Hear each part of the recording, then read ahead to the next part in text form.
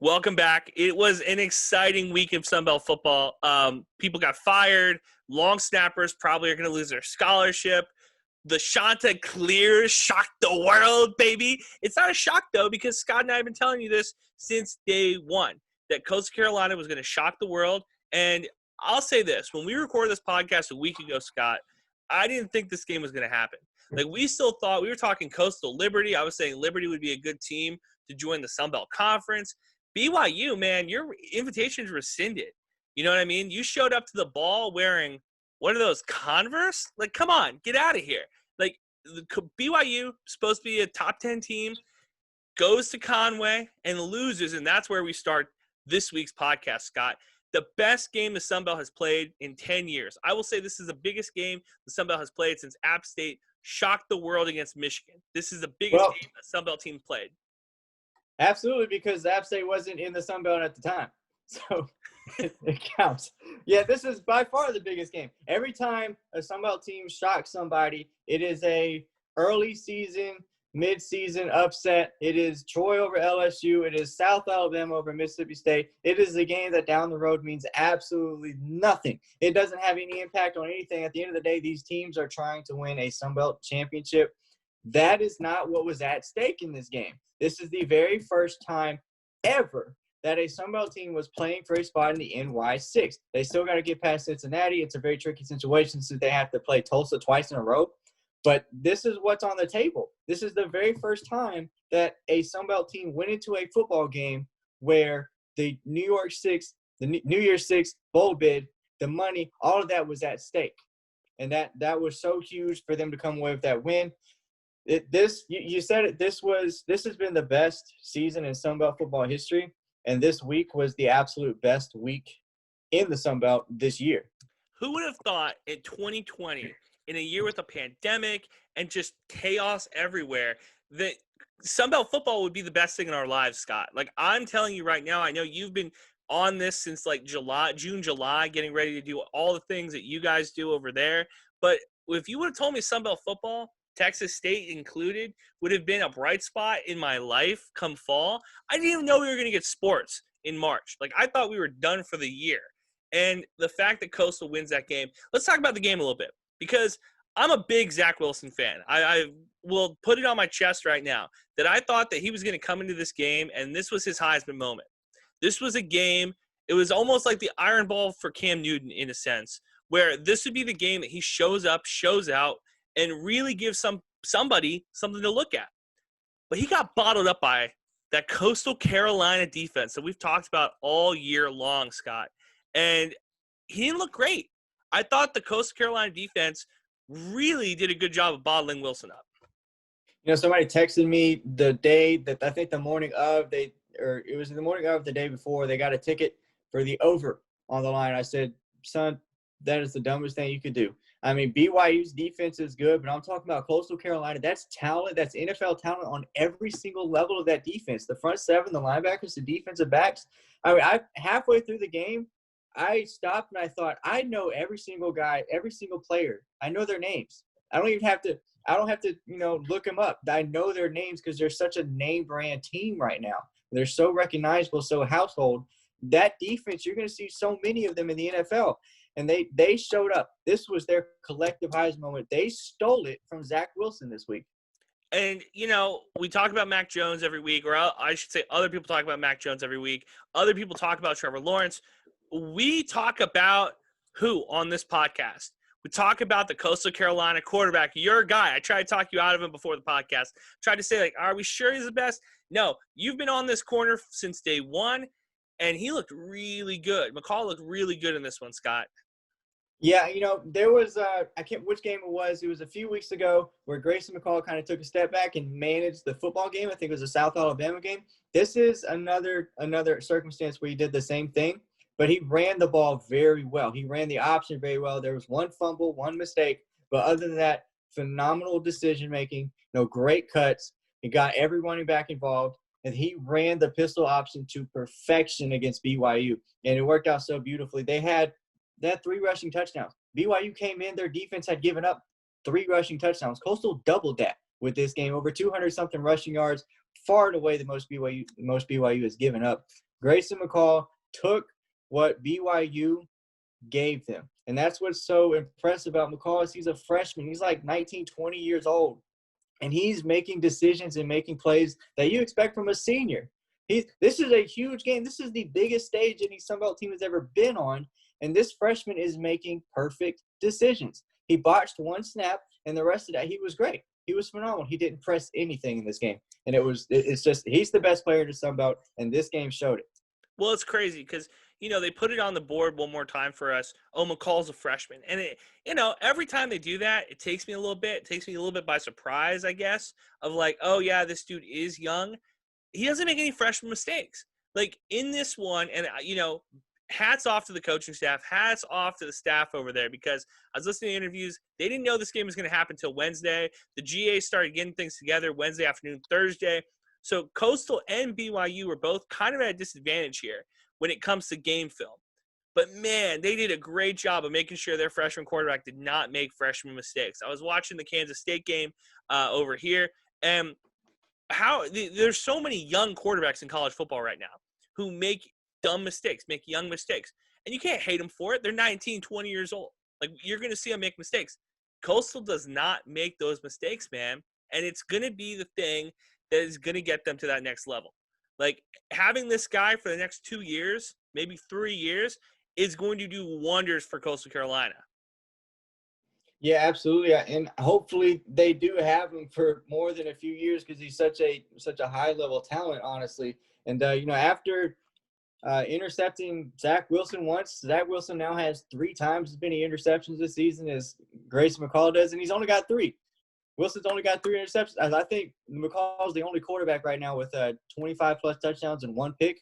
He doesn't make any mistakes. He's an incredibly smart quarterback. I don't know where it comes from. I think that with him, it's just natural. He's just a once-in-a-generation talent, honestly.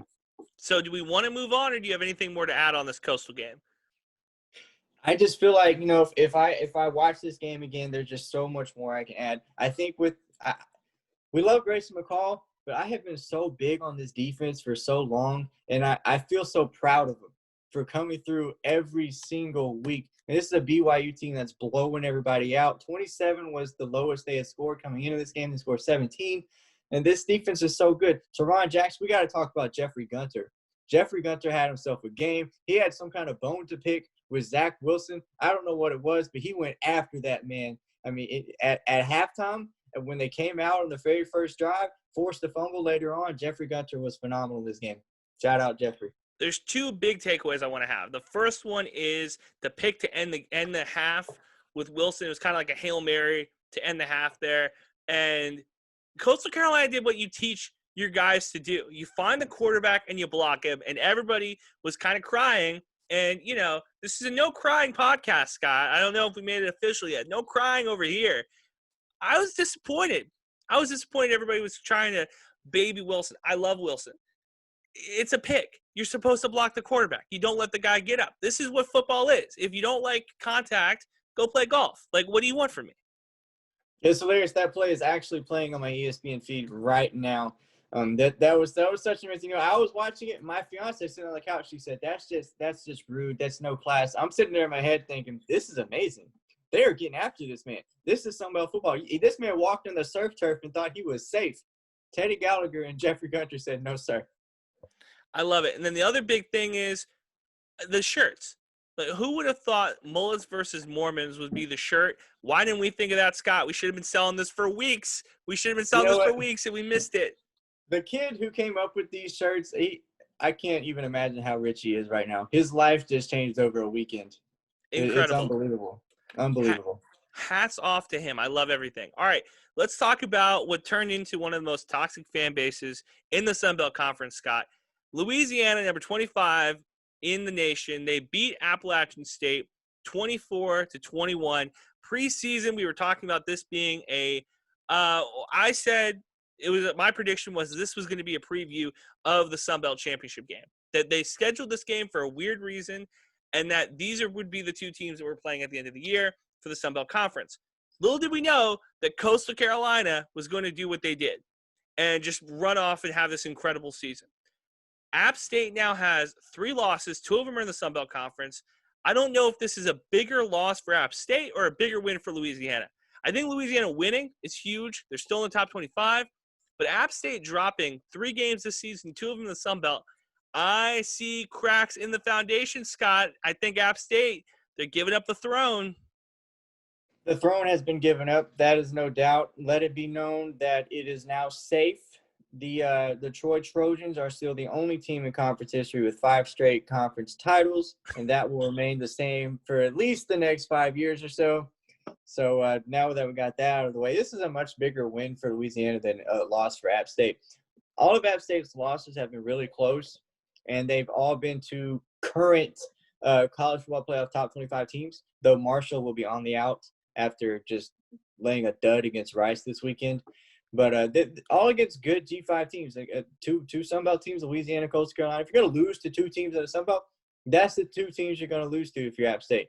So, I think that Sean Clark is somebody who knows the program, knows how to win, but is suffering from the fact that the league is getting a lot better. We knew that Louisiana was getting stronger and stronger each year. We had no idea what kind of storm was about to come out of Conway, South Carolina, but that just exasperated the whole thing. The league is a lot stronger up top, and App State is they're the victim of the situation. But, hats off to them. They gave it their best. This was a really ugly game, and they just didn't make enough plays. They didn't hardly make any plays to get this job done. Let's talk about the snapping situation here, Scott, because if you would have told me that Louisiana's snaps and just the way that everything was running in this one would be the thing that might win them the game, like, I thought that there was a couple snaps in this one that, looking back on it, weren't nearly as bad watching back, but in the moment it felt like, oh, this is going to be a game changer. Yeah, I said it before the podcast, Paul Boudreaux is a good long snapper. This might have been a situation where things just kind of snowballed in his own head a little bit. I'm not out there in the football field. I can't imagine what it's like being a kicker. And I always think about what it's like being a long snapper, because you got to be perfect. Nobody thinks about you. You're just a small little cog in the whole factory, but you have to be perfect. And you make one mistake, it might snowball in your head mentally, and it can really shut you down. So yeah, it was not good for Louisiana, but big time hats off to the defense. The defense did phenomenally well in a lot of short field situations.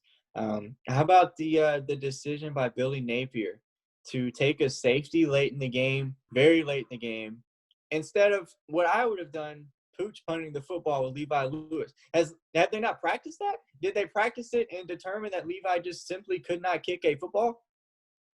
Maybe. That seems like the only answer there.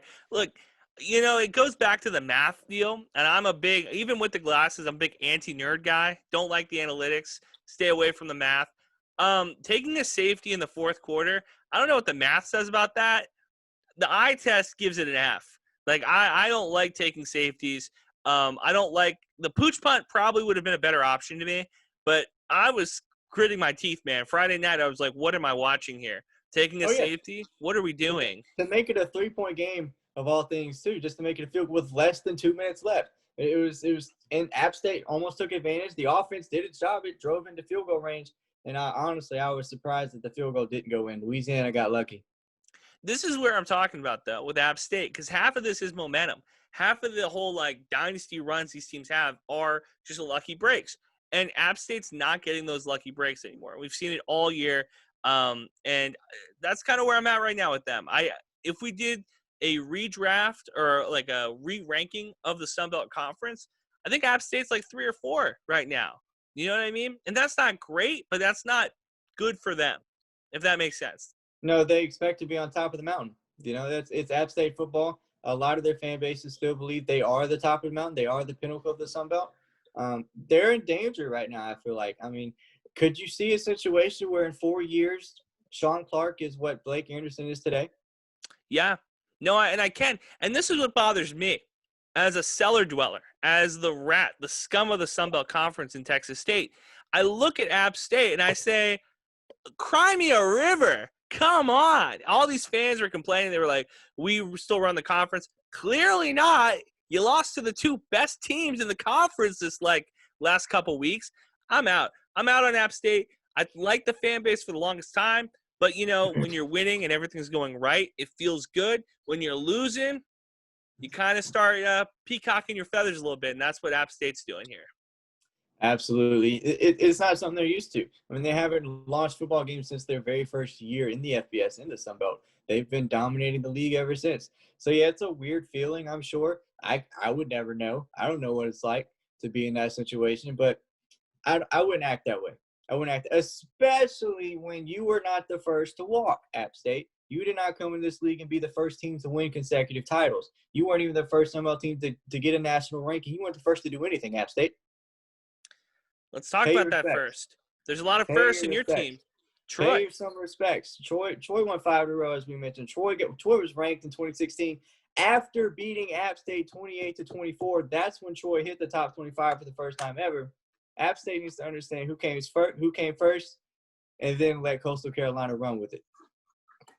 They have the torch now. Let's talk about your Troy Trojans. They blank South Alabama in this one. And we talked about it last week. I said that this would be a closer game. Boy, was I wrong. I'm not afraid to own my losses. I thought this was going to be a closer game. I don't have a lot of respect for Troy. Most of it's because I do this podcast with you, Scott. And they proved me wrong this week. They really took South Alabama behind the woodshed.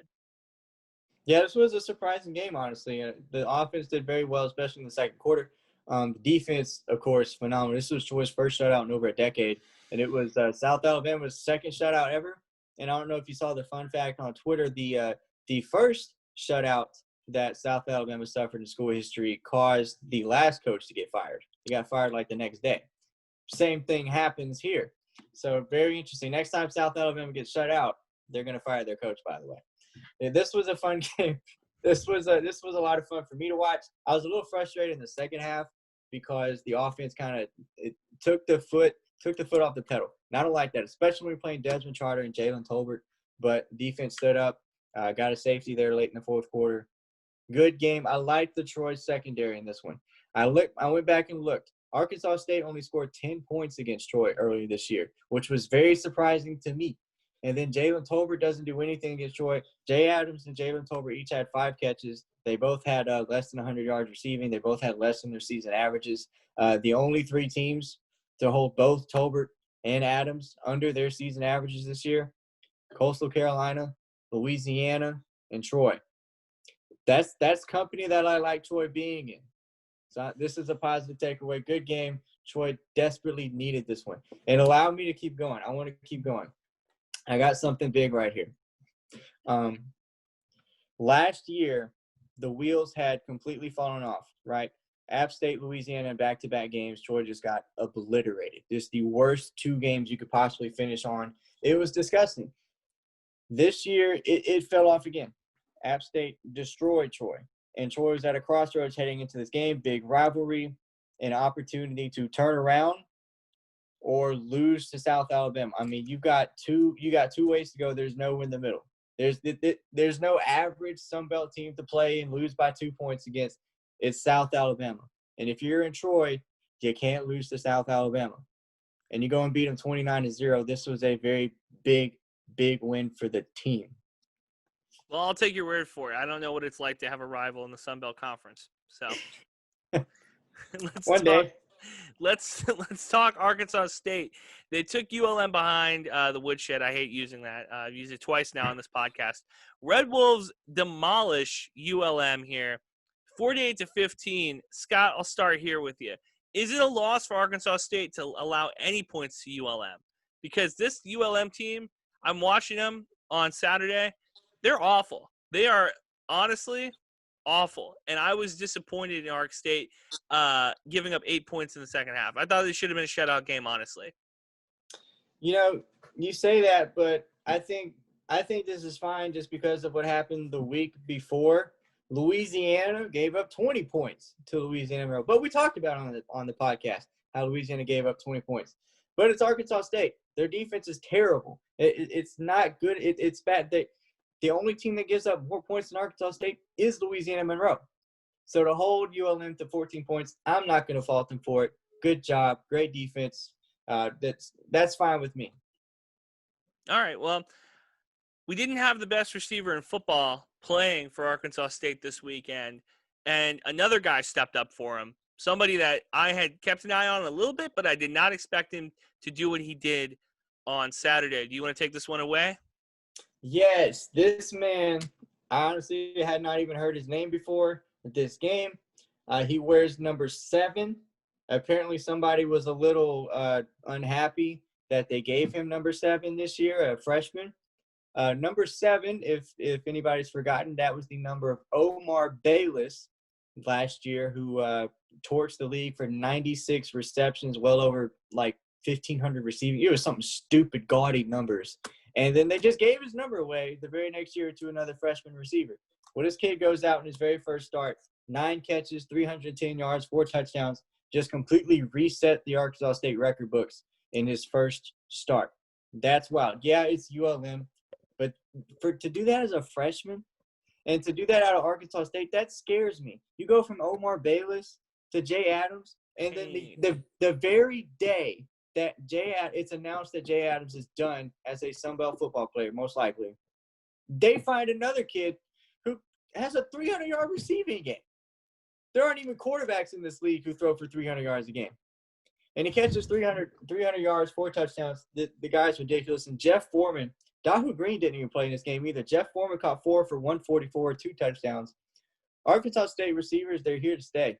They're here to stay. It pains me so much because I like Jay Adams and I like this kid. And Omar was fun to watch too because I could meme him. I could have the Omar from the Wire memes. But, man, I'm so sick of Arkansas State having the best receivers. It just drives me crazy because Jeremiah Haydell had the lead for the first 3 weeks of the season, I thought. Of like, Jeremiah Haydell, he's going to be an NFL wide receiver somewhere. Somebody's going to pick him up. But, man, Arkansas State's blowing the doors off this. They have become wide receiver U for the Sun Belt Conference, and this is another kid who's just going to rack up yards against Texas State, and it's just driving me crazy. Yeah, it's really, really wild. Jay Adams didn't touch Omar Bayless's numbers. I think that's because he had Dahu Green across from him, and it was kind of split between the two. But honestly, watching him, I think he's better than Omar Bayless. He's huge. I mean, he is a big, big man, and he is snatching one-on-one balls away from everybody. I thought Bayless was a good-looking, wide receiver as far as a route runner. He had great hands. I saw him in person make a couple one-handed catches against Georgia State. But Jay Adams, he's just a man. I mean, he makes everybody around him look like JV high school players. And I'm very sad to see him gone. Well, we talked about it last week. We're doing the awards. We're talking about the awards. Is Adams a guy who you would think about voting for Sun Belt Player of the Year? Yeah, I think that when we do this, he got to be up there. I mean, he's going to be – we'll do a Player of the Year. We'll do Offensive Player of the Year. And, yeah, for sure. One of those two, I think, is going to go to him. Has to. All right, let's talk about Georgia Southern. They gave up 3 points to Florida Atlantic. There wasn't a ton to talk about in this one, to be completely honest with you, Scott. I wasn't super invested in this game. It was a non-Sun Belt game. Still a G5 win, but again, I didn't have a real rooting interest in this one for you. So what was your big takeaway here? Well, this game had the misfortune of running side by side with Coastal Carolina and BYU. So this game did not get any attention whatsoever. I like what Georgia Southern did defensively, but I thought that it's what Georgia Southern should have done defensively. I just peeked through FAU's schedule. They're not scoring any points. They're winning games. They're not scoring any points. So to score 3 points a game, hold them to 3 points, I'm absolutely fine with that. That's what Georgia Southern should have done, and it's what it did. But it scored 20, and Florida Atlantic's defense was really good heading into this year. Georgia Southern was 6 for 14 on third downs. That's probably your difference right there. All right, let's talk about this coming week. And we'll start with the same situation that I was in a couple weeks ago, where our favorite team in the Sun Belt Conference versus our home team in the Sun Belt Conference. Coastal Carolina goes to Troy this week, ladies and gentlemen. Coastal is a 13-point favorite on the road. Look, Troy's been known to beat some pretty good teams here, Scott. Not recently, but in their history. They've beaten some pretty good teams. Is your Trojans the team that trips up our beloved Coastal Carolina Chanticleers? uh, yeah, I don't know about that. I actually talked to a player earlier today who said that he believes that Troy is going to shock the world on Saturday, and I don't like to hear that. I don't. Start over again. Why? Why do they think they're going to shock the world here? yeah, he And didn't say why. I left it at it. I left him. I let him believe what he wanted to believe. He's defensive player. He's very good. He's going to be all Sun Belt. We'll see how. Honestly, I don't see it happening. I want Troy to show me good things. I want Troy to show me progress, and so I want to see the Troy secondary, how they handle Isaiah Likely, C.J. Marable, and Javen Hiley, who all do very different things out of their formations, out of their spots in the field. Because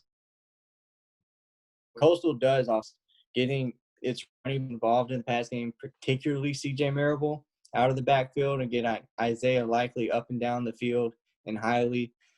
It's very impressive, and I want to see how Troy can handle that defensively. I'm not looking for Troy to win the game. I'm looking for Troy to do certain things and that say this is improvement. This is they game planned well against a very good team and their best effort. I hope Coastal, and this isn't anything, this is no offense to any Trojans. I hope Coastal really dominates this game because there is a real world where there's hangover from last week's BYU game and very famous phrase, trap game. This could be a trap game for Coastal Carolina where you get done with BYU, you're coming off a really high, then you got to go to Troy, and it's a road game. It's difficult, period. I don't think what's Troy's capacity right now, like 33%? 33? 25%? What are we doing here, Scott, at Troy? You kind of blinked out for me there. What was you saying? I was asking what is the capacity right now at Troy? Because I feel like this could be a trap game for him. It's right at a 33%. I will say this: the Sun Belt always has a weird result every single year, super weird that just doesn't make any sense. It hasn't happened this year. We're in mid-December now. It hasn't happened. There's been no trap game. Nobody has stumbled. Nobody has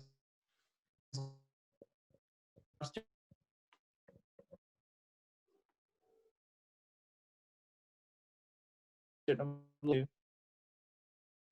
it always to get the way through a Sun football season without it happening.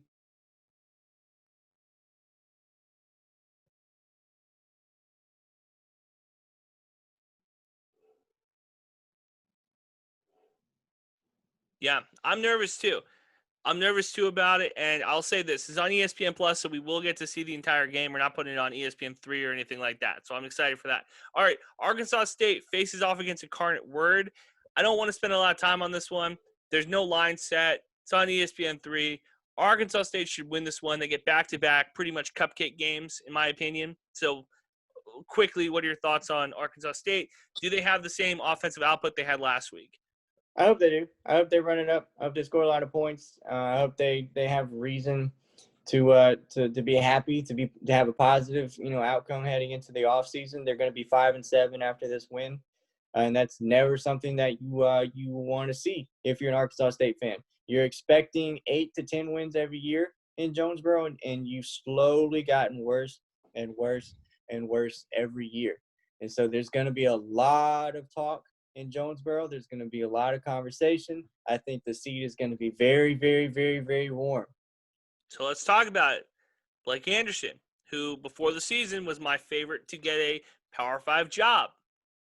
No longer the case. Did he spend too much time at Arkansas State?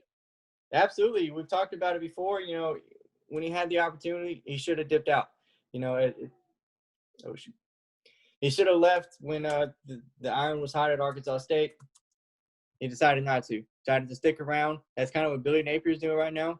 I don't know. I don't believe that he turned down any job at South Carolina. I believe South Carolina decided to go a different direction, and they're now marketing it as Billy Napier decided to stay in Louisiana. But Already off track.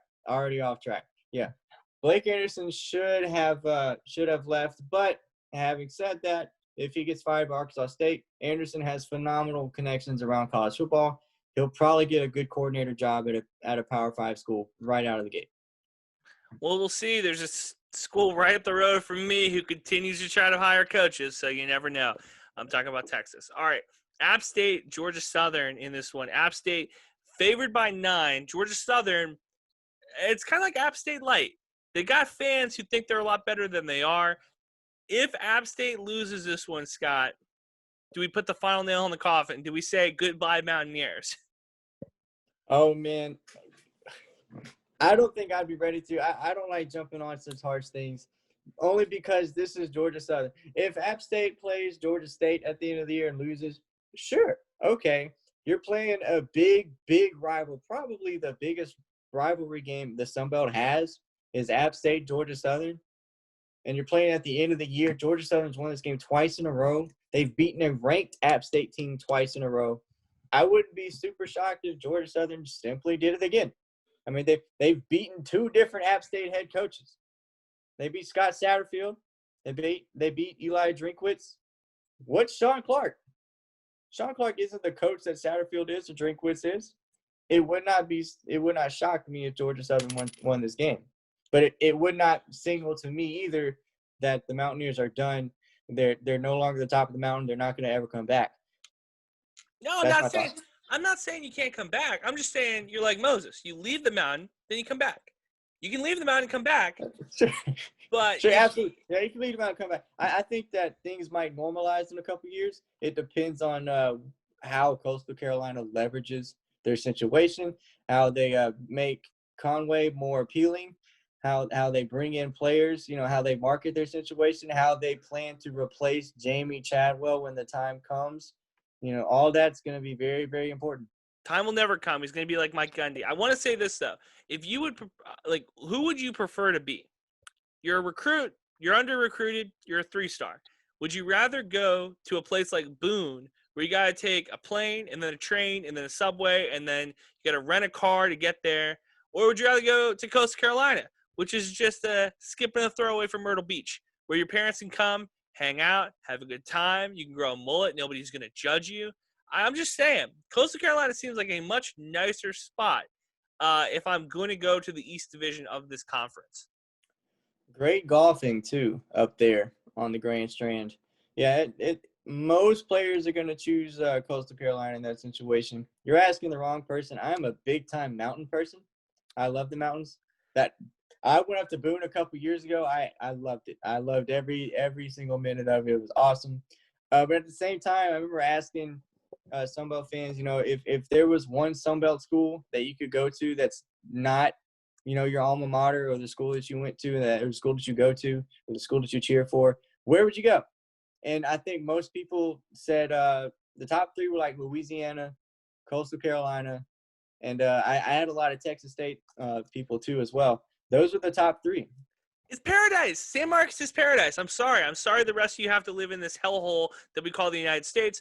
I live in paradise in San Marcos, Texas. That's just the facts. That's how it is. But I will say that Coastal is probably the closest thing to that. I think the place we all can agree is Jonesboro. Don't want to go there. That would be the place that I most not. I went to don't want to go. Jonesboro this summer for the first time ever, and I did not expect to. I didn't expect the town to be so big. I thought it was a much smaller, more homier town. It's a very big city. It's huge. And I was surprised by that. And I didn't really – there's nothing special about Jonesboro. It's just a random big town out in the middle of nowhere. And there's really nothing to do out there. A lot of restaurants, though. I will say this. I was talking to some South Alabama fans a couple years ago. And they have, the Jaguar Stadium or whatever, but it's, off campus. And they were complaining about how they didn't have an on-campus stadium. And I'm watching Coastal Carolina, and I don't know if that campus is on. I think it's on stadium. The Teal Field's on stadium or on campus, right? On campus, yeah. I believe so, yeah. Yeah, you can tell. You can just. I just feel better watching games like that. If you watch an SMU football game, that stadium is in the ground. The people come there. It's like a mecca. It's a beautiful stadium. It's you can walk from class right in there if you're a student. So I'm looking at it that way. I love those on-campus stadiums, and you can tell. You just feel the venues better, I think. Yeah, for sure. South Alabama's old stadium was garbage. I've been to it way too many times than I'd care to admit. It is just the worst building I've ever been inside. And I'm glad that they're on campus now. And of course, it just feels different. You know, Troy Stadium.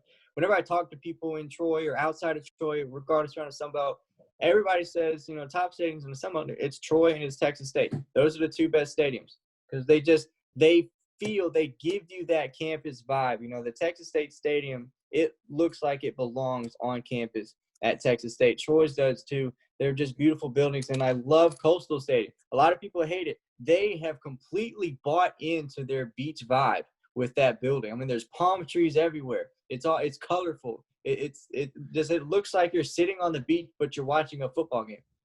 I'll say this. If you lose, that teal field looks stupid. If you suck, the blue field looks stupid. But if you're winning, it's cool. And that's just how it is. Like, though they won in those uniforms on Saturday, they look like they're like little kid jerseys. They look like they're the jerseys that your Pee Wee football team has. But they win, so they're cool. If they lose, they look bad. And that's just how it is. Like, maybe so. I mean, honestly, I thought Coastal looked pretty good on Saturday. I like the all black. I think that it fits the black swarm mentality that defense has. I always like to see them win that all black. we won't send you to Fashion Week in Paris anytime soon. All right, if you had to make a bold prediction here, Scott, bolder prediction: Georgia Southern beats App State, or your Trojans beat Coastal. What's a bolder prediction here? The bolder one would be Troy beating Coastal. That is absolutely the more bolder thing because I don't see it happening. You know, I see Georgia Southern winning happening, but I don't see Troy beating Coastal Carolina. Okay, I just want to ask.